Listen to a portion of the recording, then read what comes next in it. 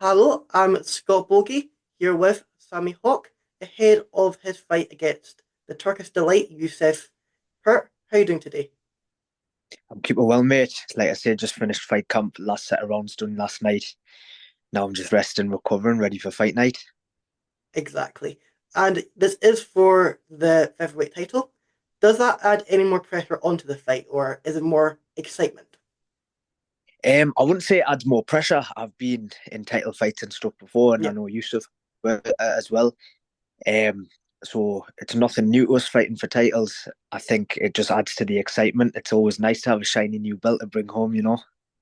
exactly. And it would also be nice to get into the double digits as well. You are with that victory.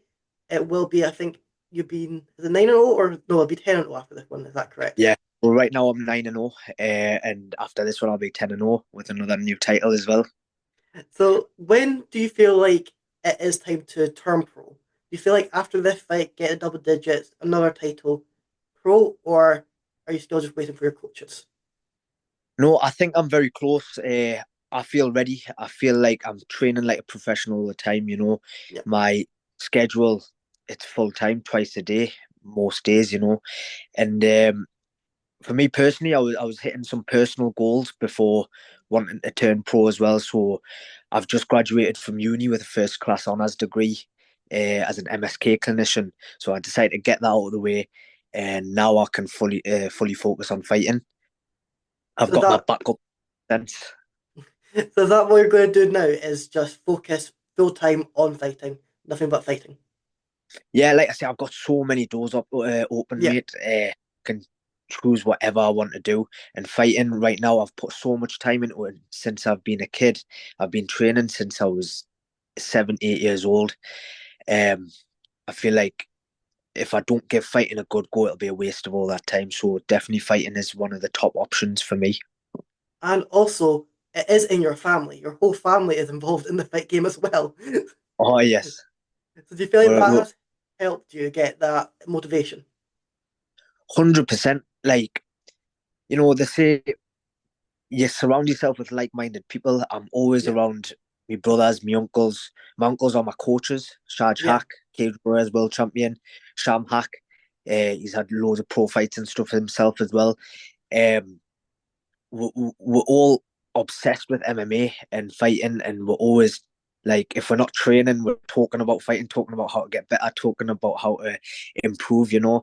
And I feel like just having that obsession with the sport and that obsession with becoming the best, um, it's going to reflect in our performances, and it definitely does motivate me. Like I say, me, Siam, and Naim, all three brothers, all on one card. It's like the first time it's happened as well, and the fact that we're all in camp together, living in the same house under the same roof, it's it's encouraging because some days you have them days where you don't feel motivated. Yeah. But you see, yeah, I see Siam, he's sticking to his discipline. I see Niam, he's working hard. Thinking on one of my down days, I need to step it up. And same with them, if they're feeling like, oh no, it's getting a bit tough, they watch me, and I want to be the example as well. So Uh, all push each other, keep discipline, keep working hard, and achieve our goals together. And it must be a lot easier having you guys all in the same house when you're doing that, the weight cut, you're doing the dieting, to just keep yourself at it. Yeah, definitely. Like I say, sometimes, say if one of us are fighting, the other of us might be enjoying a cheap meal, which we Yeah. can't enjoy with them. But right now, no cheap meals at the moment. We're all hustling hard. And how does it feel like you're saying this is the first time all three of you guys will be on the same card? How does that feel?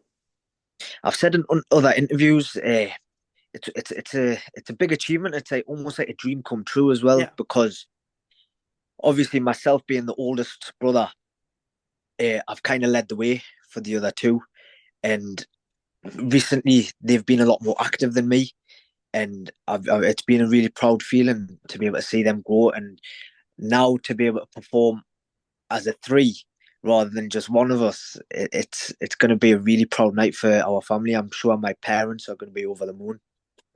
And like you're saying, they have been a lot more active than you this year. Your last fight was in March. Is that due to your 9-0 opponents aren't wanting to fight you because they can see that risk. Partly yes, 100%. One of the reasons was I went 9-0 in March. That was my last fight, and then after that it was Ramadan, and then it was exam season for uni. So that was Yeah, one.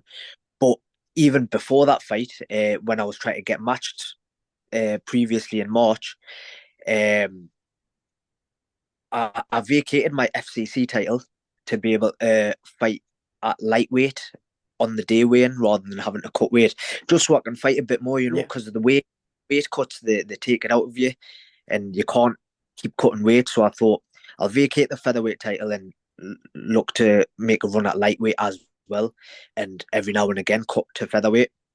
But I did that and I kind of shot myself in the foot because no one would accept the fight on the day lightweight against myself.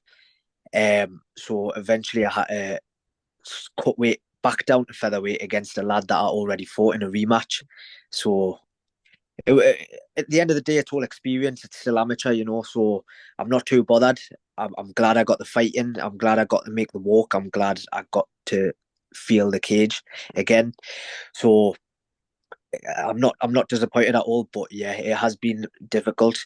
I'm sure if you ask Steve, the promoter at Unity, he'll tell you how hard it was to get me a match. And how is training? Is it like, are you training like a professional, going those extra 2 minutes in rounds? You are doing the elbows. You are training like a professional instead of just focusing on the amateur rules. Yeah, so when I'm not in camp, I'm still training like full time as well. I like I said, my head coach, he's in fight camp as well right now. Yeah, He's defending the Cage Warriors world title the week after us in Newcastle. So we jump into 5 minute rounds for him, and like I said, Cage Warriors world champ. That's probably the high, like apart from yeah. UFC, and one of the highest levels you can get. Um, so we're helping him, and by us helping him, we're getting better naturally. And yeah, of course, by like as we get closer to our fights and as we're going to the fight camp, we're like be a bit more clinical and focusing on our rule set a bit more. And if we do that, if we're training at the professional standards majority of the time, and then coming back down at amateur level, it's like we're going to be levels ahead of the game. And I'm sure you'll see on Saturday 16th where I'm going to show how good I really am.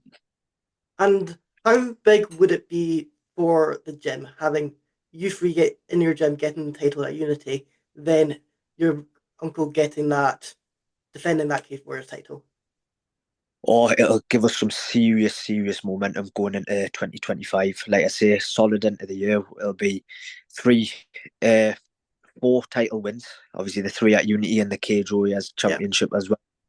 Um, I'm pretty sure a lot of the MMA scene know our gym right now. Ace MMA, yeah. they know our fighters. We've got a solid team going there. Um, and winning these titles to finish the year will just boost our momentum going to 2025, and we'll have a lot more bigger opportunities coming through for the next year. And do you feel like with that Cage Warriors flyweight title, do you feel like that is a UFC fight that could just be on any other card every weekend in the UFC anyway? It doesn't have to be just a Cage Warriors title. It is a UFC caliber fight. Oh, 100%. Like I see the level, especially with Shaj. He's a genius. He's a Yeah, master of what he does.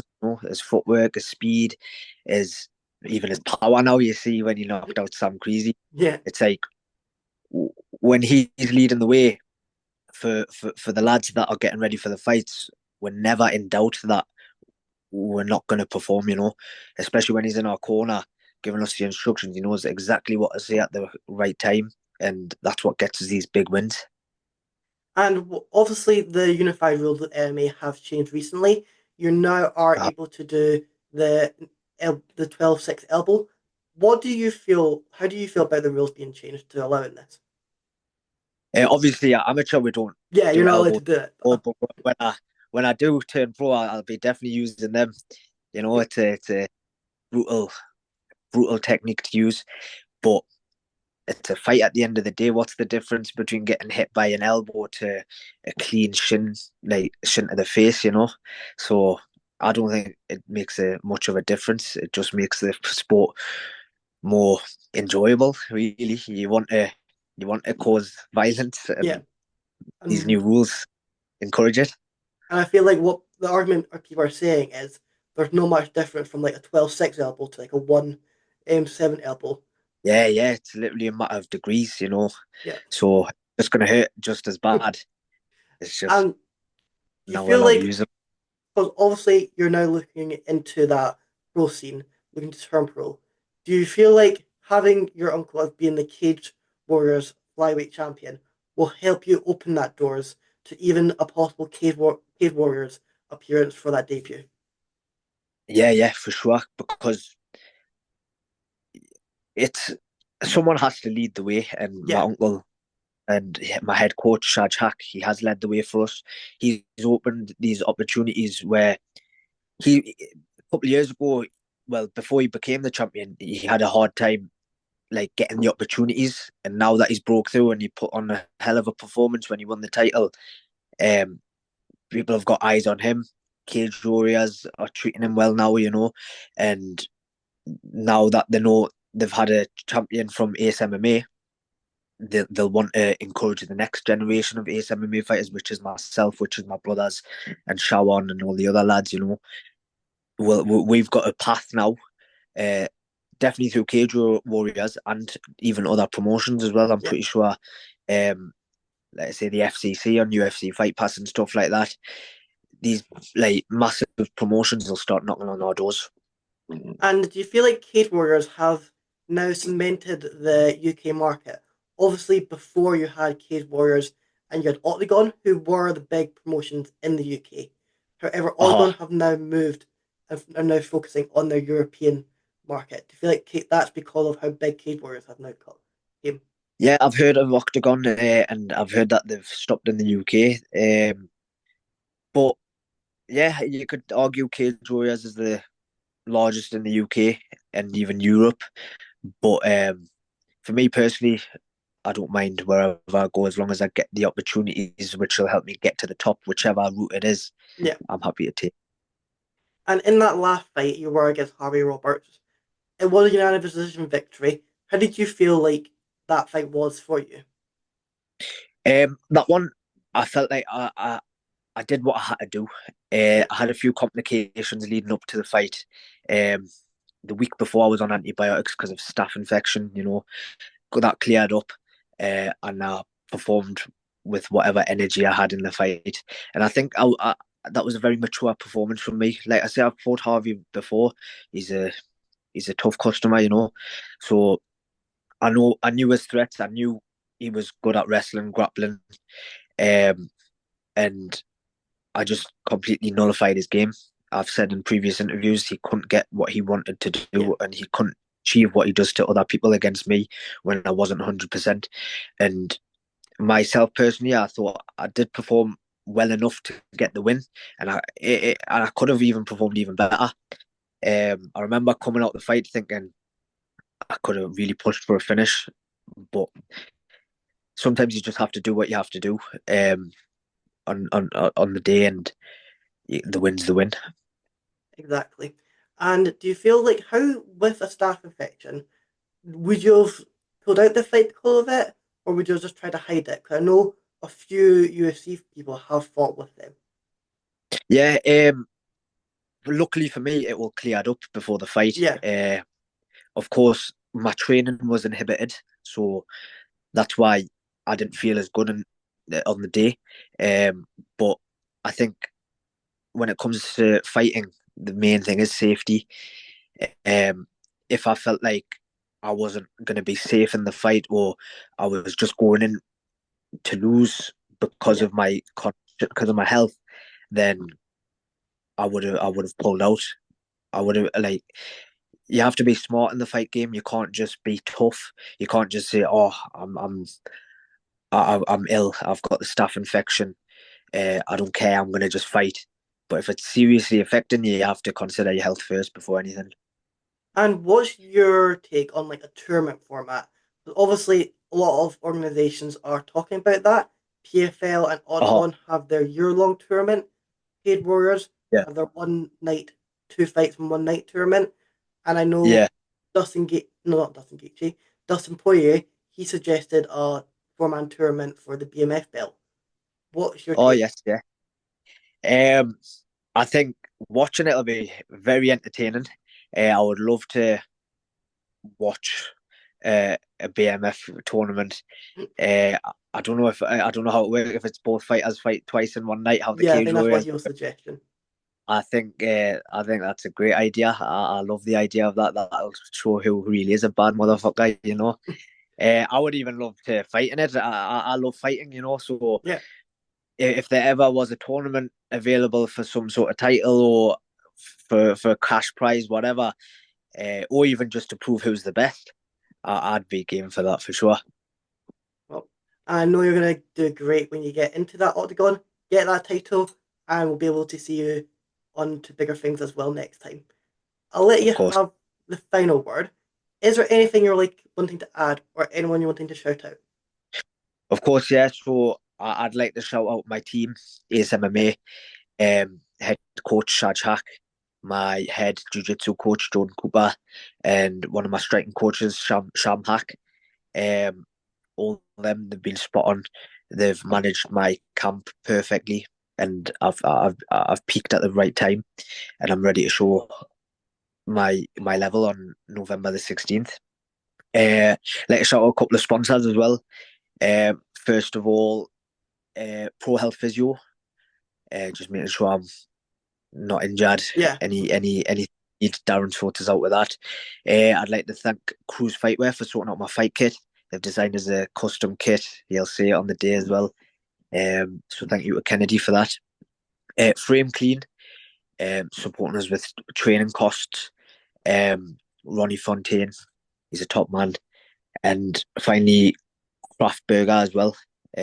So we'll be sorting us out with some nice food after the fight and help funding the training camp as well. So shout out to all them. I want to shout out my parents and my wife as well. They've been very supportive. And like I say, just shout out to the rest of my family, my brothers, Siam, Niam. They've been very supportive throughout this camp as well. well, I know you're going to do fantastic, and all three of you are going to get a victory come the 16th. Thank you, my mate. I appreciate it very much.